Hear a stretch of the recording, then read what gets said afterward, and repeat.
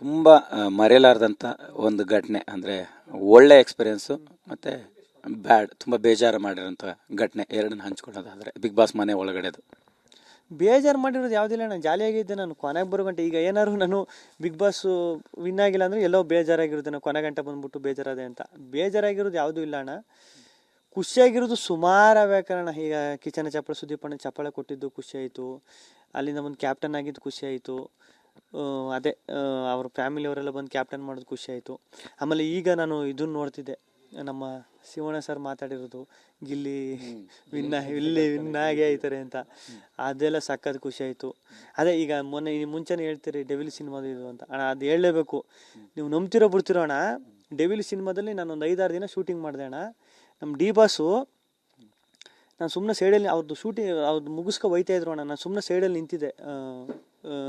ಕರೆದ್ಬಿಟ್ಟು ಮಾತಾಡ್ಸಿದ್ರು, ಏಯ್ ಬರ್ರಿ ಇಲ್ಲಿ ಅಂತ. ನಾನು ಹಿಂಗೆ ಸುತ್ತ ಎಲ್ಲ ನೋಡ್ತಾನೆ, ಯಾರೋ ಬೇರೆಯವ್ರು ಕರೀತಾನೆ, ಏಯ್ ನಿಮ್ಮನ್ನ ಬರ್ರಿ ಇಲ್ಲಿ ಅಂದ್ಬಿಟ್ಟು, ಏಯ್ ಸಖತ್ತಾಗಿ ಮಾಡ್ತೀರಿ ಕಾಮಿಡಿ, ನಿಮ್ಮ ಕಾಮಿಡಿ ಎಲ್ಲ ನೋಡ್ತಾ ಇರ್ತೀನಿ ನಾನು.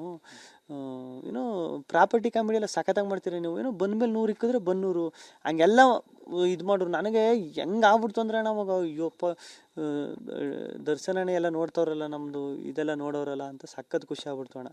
ಅದೇ ಅದು ರಿಲೀಸ್ ಆದಾಗ ಹೊರಗಡೆ ಇದ್ದಿದ್ರೆ ನಾನು ಥಿಯೇಟ್ರಲ್ಲಿ ಹೋಗೆಲ್ಲ ನೋಡಿ ಇದು ಮಾಡ್ತಿದ್ದೆ ಅಣ್ಣ.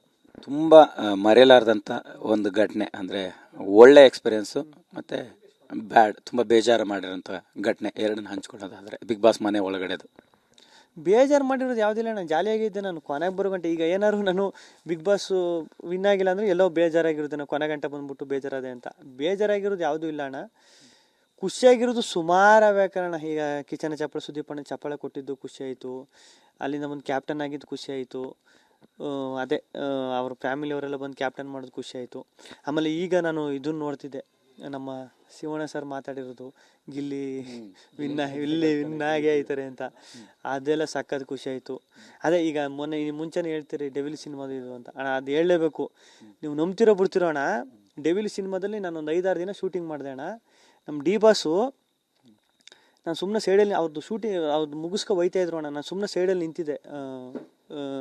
ಕರೆದ್ಬಿಟ್ಟು ಮಾತಾಡ್ಸಿದ್ರು, ಏಯ್ ಬರ್ರಿ ಇಲ್ಲಿ ಅಂತ. ನಾನು ಹಿಂಗೆ ಸುತ್ತ ಎಲ್ಲ ನೋಡ್ತಾನೆ, ಯಾರೋ ಬೇರೆಯವ್ರು ಕರೀತಾನೆ, ಏಯ್ ನಿಮ್ಮನ್ನ ಬರ್ರಿ ಇಲ್ಲಿ ಅಂದ್ಬಿಟ್ಟು, ಏಯ್ ಸಖತ್ತಾಗಿ ಮಾಡ್ತೀರಿ ಕಾಮಿಡಿ, ನಿಮ್ಮ ಕಾಮಿಡಿ ಎಲ್ಲ ನೋಡ್ತಾ ಇರ್ತೀನಿ ನಾನು. ಏನೋ ಪ್ರಾಪರ್ಟಿ ಕಾಮಿಡಿ ಎಲ್ಲ ಸಖತ್ತಾಗಿ ಮಾಡ್ತೀರಿ ನೀವು, ಏನೋ ಬಂದ್ಮೇಲೆ 100 ಇಕ್ಕಿದ್ರೆ 100 ಹಂಗೆಲ್ಲ ಇದು ಮಾಡ್ರು. ನನಗೆ ಹೆಂಗೆ ಆಗ್ಬಿಡ್ತು ಅಂದ್ರೆ ಅವಾಗ ಅಯ್ಯೋಪ್ಪ, ದರ್ಶನನೇ ಎಲ್ಲ ನೋಡ್ತವ್ರಲ್ಲ, ನಮ್ಮದು ಇದೆಲ್ಲ ನೋಡೋರಲ್ಲ ಅಂತ ಸಖತ್ ಖುಷಿ ಆಗ್ಬಿಡ್ತು ಅಣ್ಣ.